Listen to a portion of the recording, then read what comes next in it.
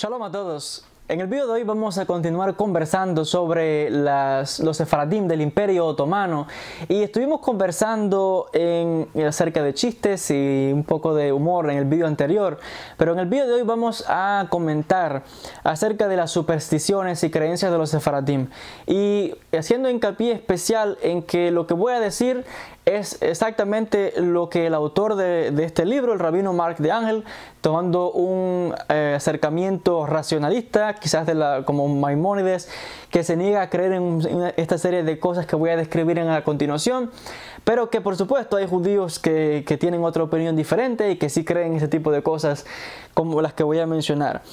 Primeramente, los judíos sefardíes que vivían en esta época, 1700, 1800, en el Imperio Otomano, también fueron influenciados, según el autor, por las personas que les rodeaban, los musulmanes y los judíos y los cristianos, por lo que la comunidad judía también recibió influencia en cuanto a supersticiones y ciertas rituales que se hacían para proteger a las personas de diferentes daños de espíritus, entre otras cosas, y este tipo de cosas pues afectó también a las comunidades sefardíes y otra vez era común en el Imperio Otomano, tanto entre los judíos, entre los musulmanes y entre los cristianos, de tener este tipo de creencias y prácticas.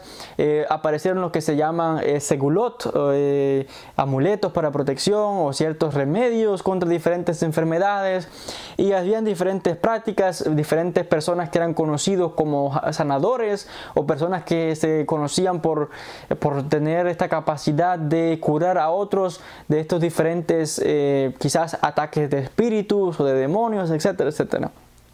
Y normalmente las mujeres eran las que más creían, según el autor, las mujeres eran las que más creían en este tipo de supersticiones, como él los llama, y este tipo de cosas que ocurrían. Y normalmente las mujeres iban a ver a otras mujeres que se dedicaban a este tipo de cosas, que normalmente recibían estos conocimientos de generación en generación, de madre a hija, por muchas generaciones. Entonces esto era algo que era común en el Imperio Otomano en aquella época, tanto entre judíos, musulmanes y cristianos. Era algo normal por aquella época. Y muchos cuenta el autor, el rabino en este libro, que incluso había muchos rabinos que también se dedicaban a este tipo de trabajos, este tipo de curaciones, y que también pues ayudaban a diferentes personas que eran víctimas quizás de este tipo de ataques o de encantamientos.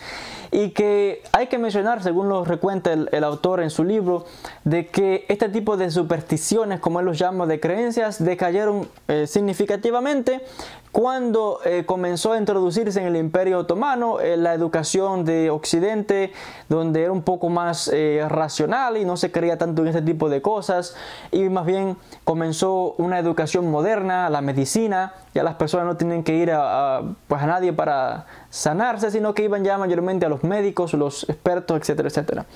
Y a este respecto se cita incluso una fuente antigua de aquella época donde se describen algunas de estas creencias que tenían los sefaradim, donde creían en la existencia de...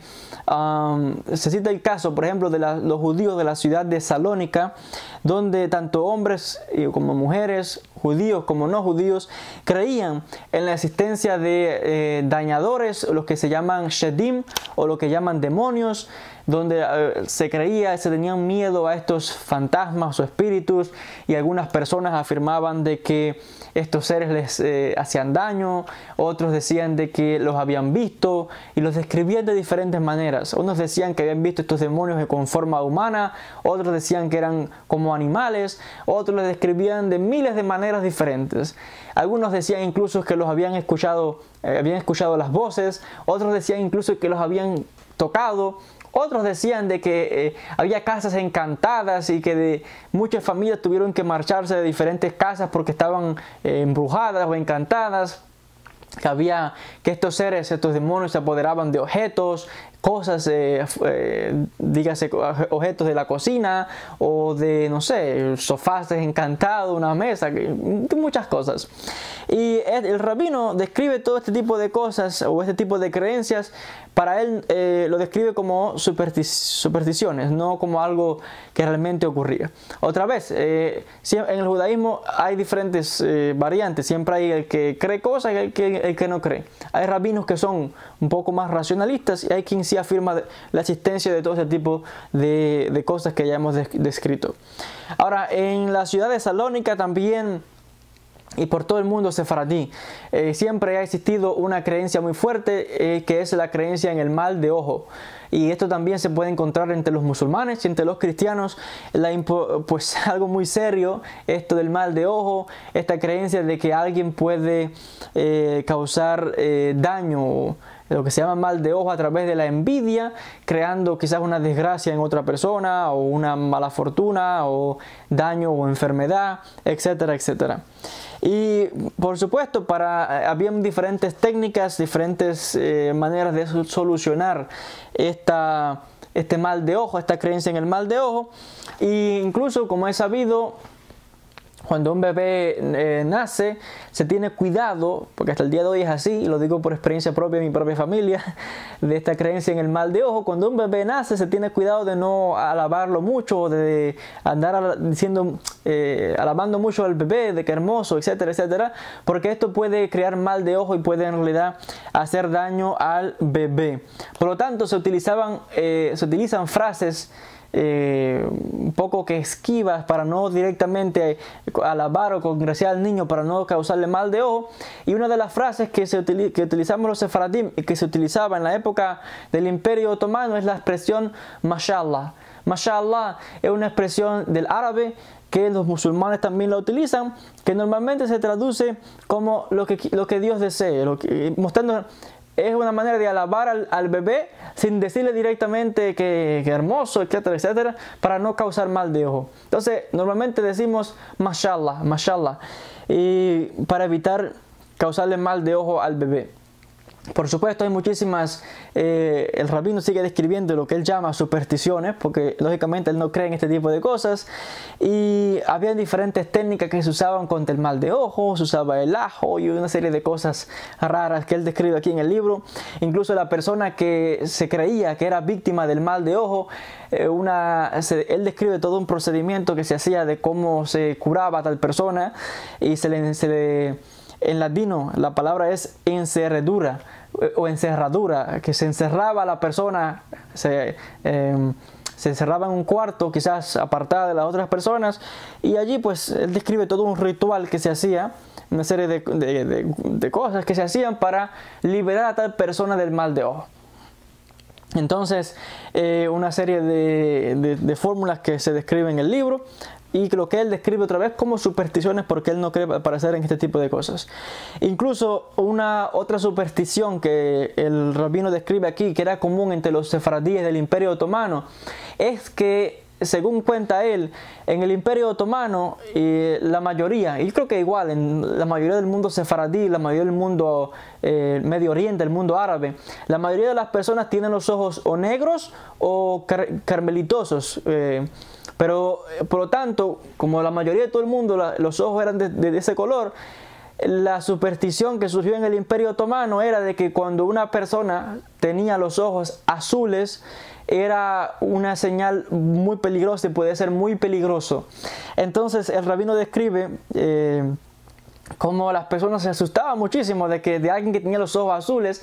Incluso si por casualidad se encontraban con alguien en la calle que tenía los ojos azules, habían diferentes maneras de protegerse quizás contra esa mirada que podía hacerle daño, y habían diferentes, él describe diferentes técnicas que usaban los sefaradim como forma de protección contra alguien que tenía los ojos azules. Incluso tenían un miedo terrible de tales personas, hasta el punto de que en muchas familias se prohibía que los hijos contrayesen matrimonio con alguien que tuviera los ojos azules. Era algo terrible, de mucho miedo. Y el rabino lo describe aquí de tal manera como algo muy peligroso, muy dañino, algo mamash, terrible. Y es interesante, ¿no? Esta manera de que, otra vez, como la mayoría de los sefaradim, la mayoría de las comunidades, como ya describí, todo el mundo tiene los ojos negros o caramelitosos. Alguien con los ojos azules, eso era de miedo. Pero otra vez, una de las supersticiones que describe aquí el rabino en el libro. Algo que también él describe otra vez una serie de cosas que se hacían para proteger a la persona del mal de ojo. Cuando alguien se enfermaba, pensaban que era víctima del mal de ojo. Una manera quizás de curarlo era el procedimiento que se llama encender el cal. El cal es la sinagoga donde la persona, la familia se compraba el aceite para encender las lámparas en la sinagoga. Entonces, por lo tanto, el encender las lámparas en la sinagoga para alumbrar, se pensaba que esto podía curar a la persona que era víctima del mal de ojo y que esto podía traer curas milagrosas.